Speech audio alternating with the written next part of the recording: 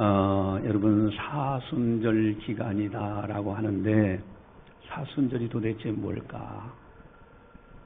여러분들이 어떻게 생각하십니까? 사순절 40일간을 의미하는데 예수님의 부활주일 이전 40일이에요.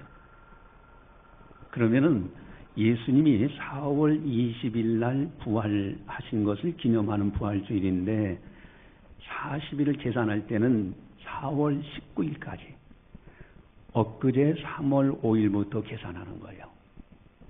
근데 주일날 6번이 들어가서 그 6일을 빼고 나야 평일 40일이 됩니다. 주일까지 합치면은 46일이 되죠. 그래서 사순절 할 때는 주일을 빼고 평일날 40일간.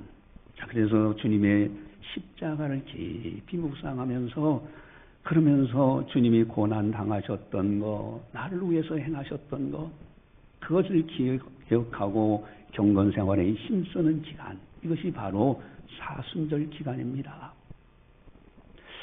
여러분, 사순절 과연 우리들은 어떻게 지금 보내고 있는가? 엊그제 수요일부터 시작을 했는데 지금부터라도 경건하게 살아야 되지 않을까? 여러분, 오늘 설교 제목은 다 이루었다 하는 제목이에요. 가상칠언, 예수님이 큰 모진 고난을 겪으시면서 십자가에서 양손과 양발에 못이 박히고요.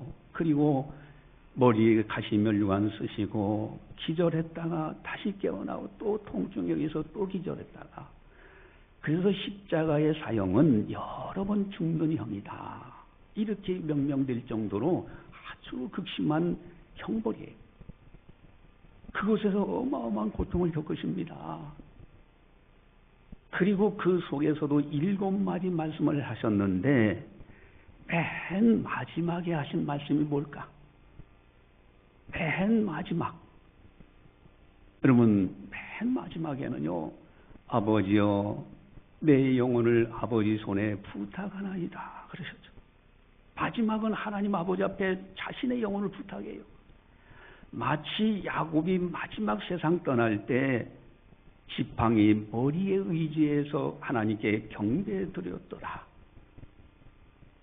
그렇다면 7마디 말씀 그 고통 중에 하실 때 마지막에서 2번째로 하신 말씀이 뭘까? 그것이 바로 다 이루었다 하시는 말씀입니다. 다 이루셨다는 거예요. 선포하시고 마지막 자기의 영혼을 부탁하시면서 운명하셨던 예수님. 그러면 도대체 다 이뤘다는 뜻이 뭐냐 이게? 무엇을 이루셨다는 것일까? 우리 장신교에서 이번에 이제 4월 20일 부활주일 때 부활 축하 초청잔치를 합니다. 이미 이제 여러분들에게 선포했고 또 여러분 전단지도 오늘 또 나눠주고 그렇게 하잖아요. 과연 부활 축하 초청잔치 장신교에서 한다? 어떤 마음이 드느냐 하는 거예요. 그저 뭐 그냥 연례적인 행사인가 보다, 그렇게 하고 그저 많은 것이냐? 아니면은 부활의 그 기쁜 날을 위해서 내가 최선을 다하여 기도하고 경건 생활에 힘쓰면서 주께서 원하시는 전도하며 지금 기다리고 맞이하려고 하느냐 이거예요. 부활 축하 초청잔치 어떤 마음으로 맞이하려고 하는가? 여러분, 한번 전단지를 한번 보시기 바랍니다. 우리 축하 초청잔치 여러분들 나눠드렸는데 부활 축하 초청잔치 하고 나왔죠. 할렐루야 즐거운 부활절 하고 이제 진단 질문들을 쭉 하고요. 성경 구절로 들어가고 맨 밑에는 부활 축하 초청잔치 하고 정중히 초청합니다 그랬어요. 여러분, 대충 지나가는 말로 초청하지 마세요. 진심으로 정중하게 초청하고, 그리고 거기 4월 20일 하고 예배 시간이며 장소 11시에 그날 이렇게 하게 된다는 거. 이 전단지를 꼭 정중하게 나눠주고 정중하게 초청하는, 이제 그렇게 하시기를 바라요. 근데 거기에 보면은 중요한 진단 질문이 있죠. 당신은 죽지 않고 영원히 살 수 있을까요? 여러분, 이 세상에서 영원토록 사는 사람 아무도 없어요.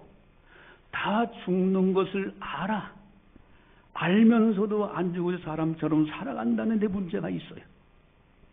또 진단 질문하죠. 당신은 얼마나 더 살아갈 수 있을까요? 여러분, 나이가 40, 50, 60 이렇게 되면서 강건하면 7, 80인데 지나간 세월은 눈 깜짝할 사이 지나갔어. 앞으로 살 날을 생각한다면 며칠로 해당될 수도 있는 거예요. 여러분, 100세를 산다? 그것도 잠깐입니다. 또한 당신은 죽은 다음의 세계에 천국과 지옥이 있다고 믿는가요? 어떤 이는 믿고 어떤 이는 안 믿어. 그러나 그럼에도 불구하고 성경은 분명히 천국과 지옥이 있다고 말씀하고 계십니다.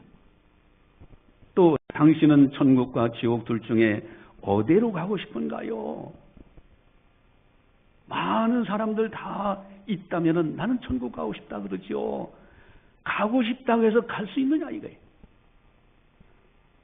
만약에 이러한 질문에 대해서 심각하게 고민해 보신 사람들은 부활 축하 초청잔치 하면은 생각이 다를 겁니다. 뭔가 생각이 다르고 감격적으로 맞이하려고 하지 않을까? 만약에 가정을 해보세요. 내가 죽은 다음에 천국에 못 들어간다면은 한번 상상을 해보세요. 나는 이렇게 신앙생활을 하다 보니까 뭐 되겠지 했는데 막상 그날 뚜껑 딱 열어보니까 천국 못 들어갔어. 그래도 괜찮겠어요? 여러분, 그쯤 되면 얼마나 상상해보면 끔찍하다고 생각이 안 됩니까? 그러나 천국에 들어간다면 얼마나 감격스러울까? 하늘에 있는 천사들과 같으니라 그러셨잖아요.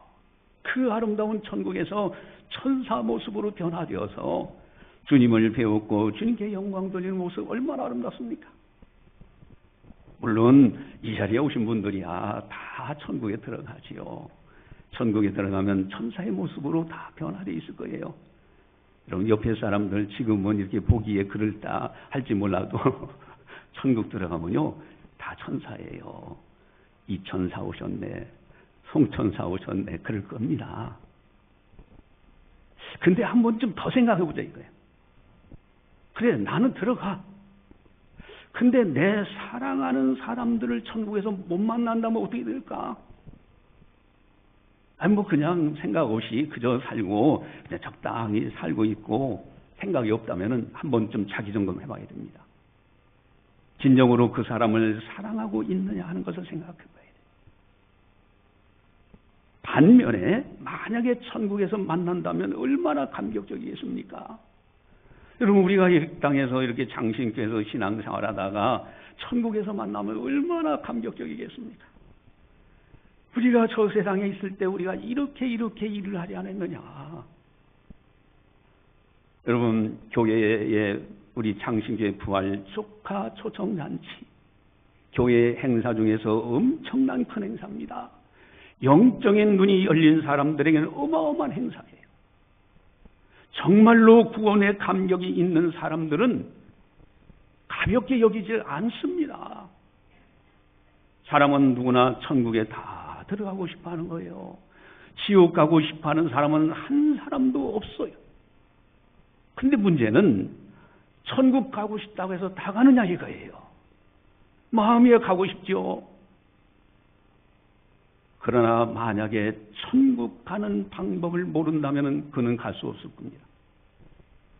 예를 들면은 우리가 서울을 가잖아요.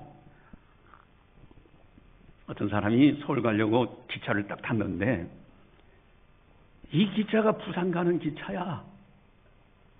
마음은 서울 가고 싶은데 몸은 이미 기차 부산 가는 그 기차를 탔어. 못 가는 거 아닙니까? 여러분, 기차야 사람이 맞는 것이기에 그저 우리가 갈아타기도 하고 뭐 여러 형태로 하면 됩니다. 그러나 천국은 사람의 방법으로 갈 수 있는 곳이 아닙니다. 이 땅에 종교들이 참 많아요. 심지어는요, 성경에 보니까 아예 알지 못하는 신이라 해서 단을 만들어서 섬기는 종교도 있다고 소개하게. 수천 종류의 종교가 있다는 얘기는 그 말씀은 곧 좋은 곳에, 죽은 다음에 좋은 곳에 가고 싶다는 소망이 담겨져 있다는 증거예요. 여러분, 천국에 가고 싶다고 해서 다 갈 수 있느냐? 아무렇게나 살아도 되느냐 이거예요. 보이는 곳에 가는 것이야 사람이 만든 방법으로 가능하지만은 보이지 않는 나라 천국은 사람으로는 할 수 없는 겁니다. 오직 천지 만물을 창조하신 하나님의 방법으로만 갈 수 있는 나라가 천국인 거예요. 그렇기 때문에 가장 중요한 것은 하나님의 계획, 하나님의 방법을 알아야 되는 거예요. 사람으로는 할 수 없는 그것, 하나님으로는 할 수 있기 때문에. 한 부자 청년이 예수님께 왔잖아요. 와가지고 어떻게 하면 영생을 얻겠습니까? 네가 계명을 지켰느냐?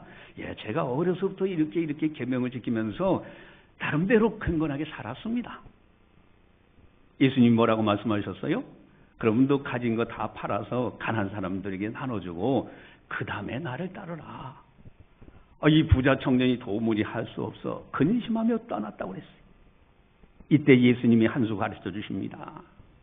천국에 들어가기가, 부자가 들어가기가 얼마나 어려운지 낙타가 바늘귀로 들어가는 것보다 더 어렵다고 해요.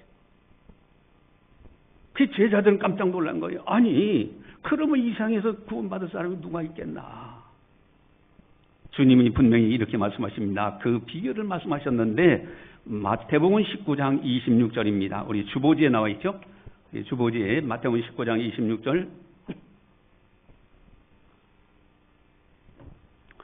19장 26절을 같이 보겠습니다.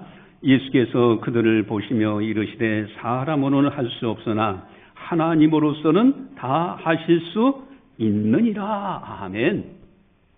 사람으로는 할 수 없는 일이에요. 그러나 하나님으로만 할 수 있어. 여러분, 그렇기 때문에 인간을 구원하기 위한 하나님의 방법을 알아야 돼요. 이걸 알지 못하면 가고 싶어도 못 가는 것이 천국입니다. 여러분, 하나님의 방법이 뭘까? 첫 번째 알아야 될 아주 중요한 세 가지 중요한 것이 있는데, 첫 번째 알아야 될 아주 중요한 것은 천국에 들어가지 못하게 만드는 가장 큰 걸림돌이 있다는 거예요. 그것이 있는 한 절대로 천국에 못 들어간다. 하나님이 가장 싫어하시는 것, 이것이 천국문을 딱 막고 있어요. 여러분, 이거 해결하지 못하면 절대 천국에 못 들어가는 겁니다. 하박국 선지자는 이렇게 말씀하십니다. 우리 주보지에 나와 있는데 하박국 1장 13절 같이 봅니다. 주께서는 눈이 정결하심으로 악을 참아보지 못하시며 패역을 참아보지 못하시거늘 어찌하여 거짓된 자들을 방관하시며 악인이 자기보다 의로운 사람을 삼키는데도 잠잠하시나이까. 아멘. 주께서는 눈이 정결하심으로 악을 참아보지 못하셔. 패역을 참아보지 못하셔요. 하나님이 가장 싫어하시는 것은 인간의 죄악입니다. 아니, 그런데 하나님은 그렇게 싫어하시면서 왜 거짓된 자들이 있는 것 방관하십니까? 악인이 의로운 사람을 삼키려고 하는데 왜 잠잠하십니까? 하박국 선지자는 하나님께 단언하고 있는 거예요. 왜 방관하시고 왜 잠잠하실까 오늘날? 여러분, 은혜의 시대이기 때문에 그래요. 지금은 돌아오라 기다리는 시대예요. 그러나 방주의 문을 하나님이 닫으셨을 때 아무리 사람이 노력해도 열 수 없는 것처럼 하나님께서 구원의 문을 닫는 그 순간에는 끝나는 날이에요. 여러분, 하나님이 가장 싫어하시는 것이 인간의 죄악입니다. 그래서 이사야 선지자는 또 이렇게 말씀하시는데 주보지에 나와 있죠. 이사야서 59장 1절 2절을 같이 보겠습니다. 여호와의 손이 짧아 구원하지 못하심도 아니요 귀가 둔하여 듣지 못하심도 아니라 오직 너희 죄악이 너희와 너희 하나님 사이를 갈라놓았고 너희 죄가 그의 얼굴을 가려서 너희에게서 듣지 않으시게 함이니라. 아멘. 하나님과 우리 사이를 딱 막고 있는 것이 너희의 죄악 때문이라는 거예요. 이 죄 문제를 해결하지 않으면 결단코 천국에 못 들어가는 겁니다. 여러분들 훈련해가지고 이거 하나님을 아십니까? 죽지 않는 사람이 있을까요? 죄 안 진 사람이 있을까요? 예수님을 아십니까? 어떻게 해야 될까요? 자, 이걸 우리가 훈련했는데 죄 안 진 사람이 있을까요? 여러분 이상하게 죄 안 진 사람이 누가 있어요? 그럼 어떻게 하면 좋을까? 여러분 그러면서 말씀드린 것이 있죠. 죄는 사람에게 죽음을 가져왔고 천국에 들어가지 못하게 만들었습니다. 죄는 사람에게 불안과 허무와 고민과 고난을 가져왔습니다. 죄는 사람이 스스로 해결할 수 없어요. 그러니까 죄는 수술도 안 돼. 세탁도 안 돼. 죄를 가져오는 결단코 천국에 못 들어가요. 어떻게 해야 되겠습니까? 여러분 가장 중요한 것이 있습니다. 어떻게 죄 문제를 해결할 수 있을까? 그것은 하나님의 계획이 무엇인가, 하나님의 방법이 무엇인가를 알아야 되는 거예요. 그래야만 해결되는 겁니다. 그저 막연하게 교회 가서 예배 드렸어, 내가 창신교회에 등록된 교인이야, 그것 가지고 갈 수 있느냐? 성경은 그렇게 말씀하시지 않아요. 여러분 그럼 무엇을 알아야 되는가? 우리 요한복음 17장 3절이 아주 핵심이 나와 있는데 주어지에 나와 있죠. 요한복음 17장 3절을 같이 보겠습니다. 영생은 곧 유일하신 참 하나님과 그가 보내신 자 예수 그리스도를 아는 것이니라. 아멘. 영원한 생명을 얻는 것은 하나님을 알고 예수님을 알아야 하는 거예요. 종교적 생활로 가는 수 있는 나라가 아니라 하나님을 알고 예수님을 알아야만 가는 나라. 그래서 두 번째로는 하나님께서는 누구실까, 예수님은 누구실까를 알아야 돼. 여러분 하나님에게는 아주 중요한 속성 두 가지가 있어요. 이거 놓치면 안 돼. 아주 하나님께는 핵심적인 속성이 있는데 두 가지. 하나, 첫 번째 따라서겠습니다. 하나님은 공의 하나님이시다. 여러분 하나님은 공의 하나님이셔요. 불의의 하나님이 아니십니다.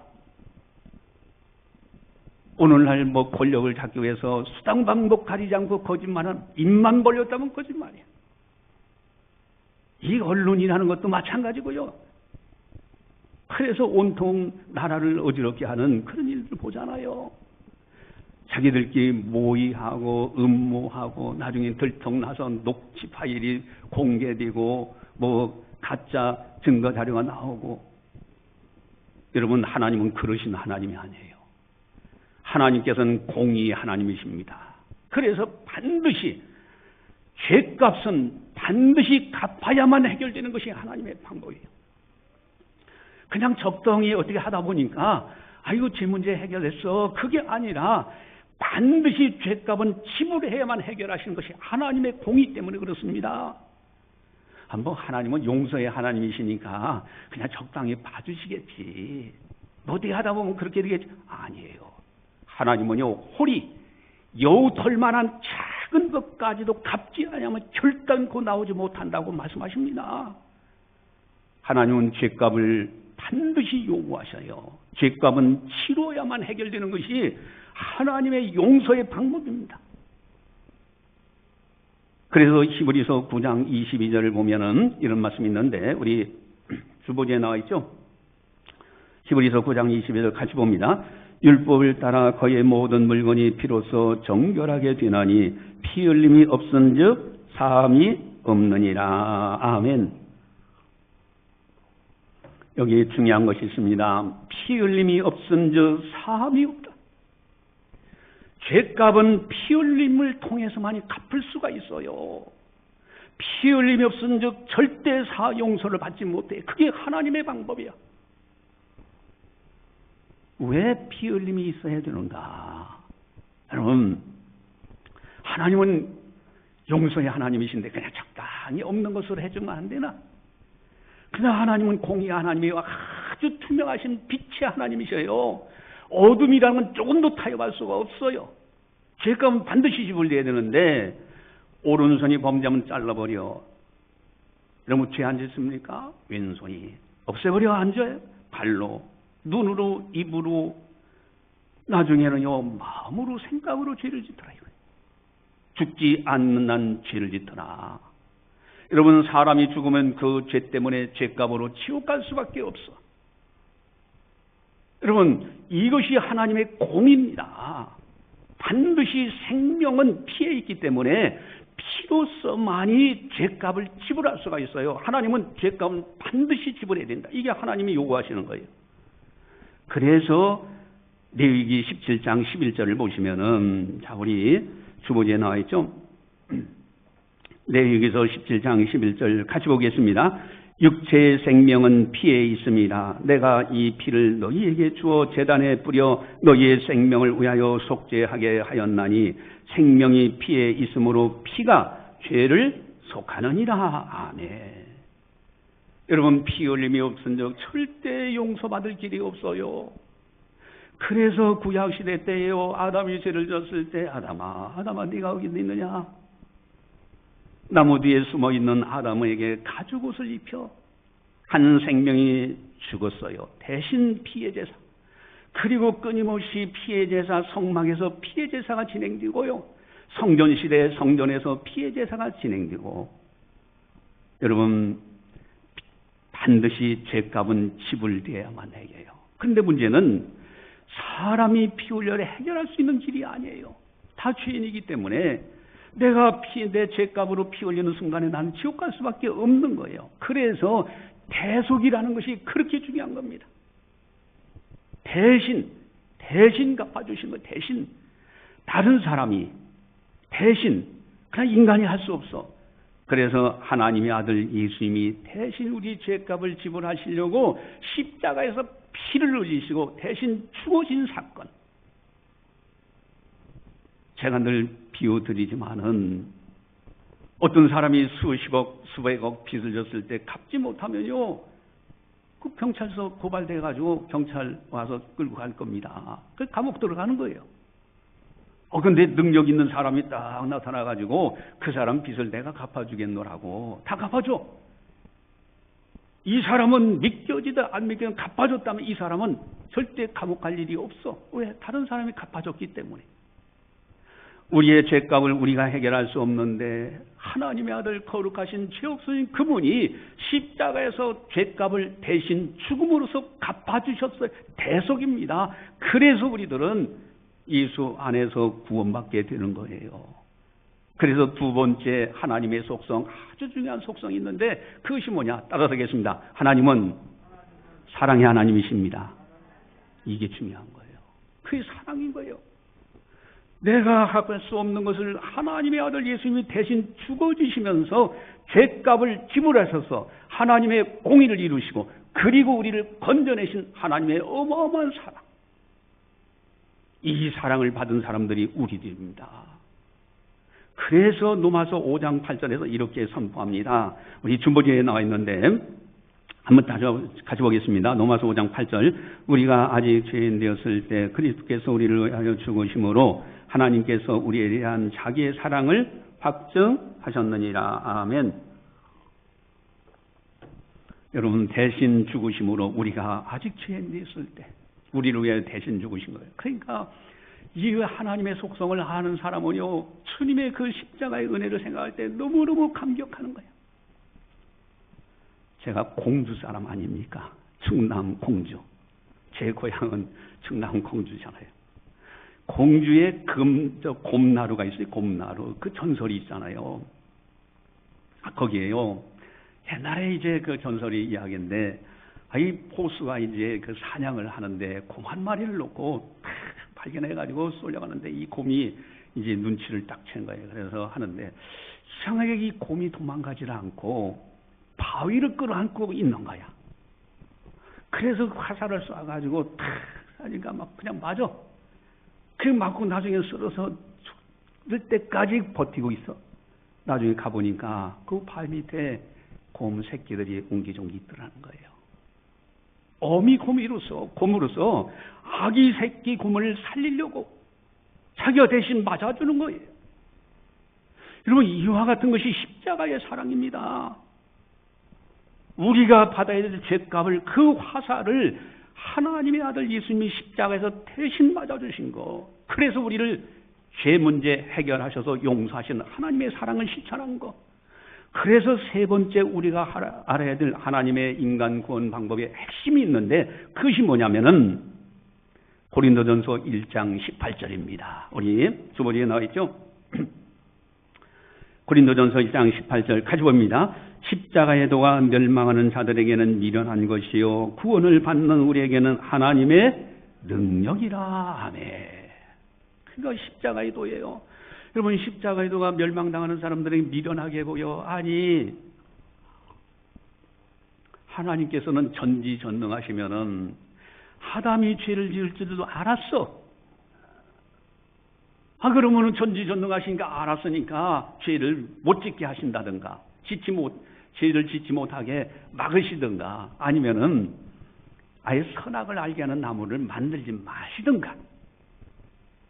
아무리 생각해도 이 멸망당하는 사람들에게 이 십자가에도 그 내비를 두셨다가 인간이 죄를 지니까 그러면은 이제 하나님의 아들 예수님이 십자가에서 고통당하면서 죽으시면서 그 너희들 죄값을 내가 지불 했다라고 하시는가? 이 멸망당하는 사람들에게 미련하게 보이는 거예요. 도저히 이해가 안 가. 그런데 구원받는 우리들에게는 하나님의 능력이야. 여러분, 선악과가 왜 있습니까?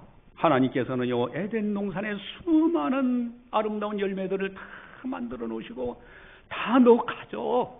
네가 알아서 자유롭게 먹고 누리고 살아. 다만 한 가지만 지켜줘라. 나는 하나님이고 너는 사람이지 않느냐. 그거 하나만 지켜달라. 그것이 바로 선악을 알게 하는 나무인 거예요. 근데 그 선악을 알게 하는 나무, 나는 하나님이고 너는 사람이잖아. 요거 하나만 지켜달라고 했는데 이미 하나님도 아셨어. 또 떠먹을 줄. 그러니까 뱀의 사탄의 유혹에 받아서 아담과 하와가 그거를 딱 따먹는데, 사탄이 유혹한 내용이 뭡니까? 너희 먹는 날엔 너희 눈이 밝아져 하나님과 같이 대업해요. 하나님의 영향을 침범하게 만드는 거예요. 그게 하나님은 전지전능하시기 때문에 알고 계시잖아요. 그러나 하나님은 자율의지 우리 인간을 사랑의 짝으로 만드셨기 때문에 강제하지 않으십니다. 돌아오라 기다리시고 녹화하시고요. 근데 왜 하필이면 선악을 알게 하는 나무일까? 아니, 사과나무라고 할 수도 있고 배나무라고 할 수도 있고, 그런데 선악을 알게 하는 나무라고 명칭된 그 나무 열매를 먹지 말라고 하셨어. 그는 다른 말로 표현하면 양심이라는 겁니다. 마지막 따먹을 줄 알았어요. 마지막 저걸 따먹는 순간에 양심이 밝아져서 죄를 지면은요, 양심의 가책을 느껴. 내가 이러지 말아야 되는데 내가 이렇게 죄를 졌구나. 그래서 하나님께 돌아오도록 하려고 하나님의 사랑이 계시가 된 거예요. 거기야 선악을 알게 하는 나무가. 여러분, 그러니 이 어마어마한 하나님의 사랑이에요. 여러분, 우리가 꼭 기억해야 될 것이 이 십자가의 도입니다. 여기는 하나님의 능력이에요. 나를 위해서. 그래서 여러분, 십자가 앞에 있는 십자가 형상이 있잖아요. 칼바르트라는 훌륭하신 신학자가 아주 중요한 지적을 했었죠. 십자가를 바라보는 순간에 더블 이미지, 두 가지 이미지를 꼭 발견해야 된다. 저 십자가를 바라보는 순간에, 십자가를 묵상하는 순간에 두 가지 이미지를 봐야 되는데, 첫 번째 하나가 내가 얼마나 큰 죄인인지 하나님의 아들 예수님이 십자가에 죽어야만 해결될 만큼의 나는 죄인이다. 이거를 한 가지 발견돼요. 하나님의 공의 앞에서 나는 어마어마한 죄인. 여러분, 어둠은 빛 앞에 조금도 설 수 없어요. 그대로 즉사합니다. 하나님을 보고 산 자가 없어요. 이대로 가면 지옥에 그냥 떨어져 버리는 겁니다. 그 하나님의 공의를 발견해야 돼요. 그 십자가를 바라보는 순간에 내가 얼마나 큰 죄인인지 하나님의 아들이 십자가에 죽어야만 해결될 만큼의 죄를 지은 죄인이다. 이게 첫 번째 이미지.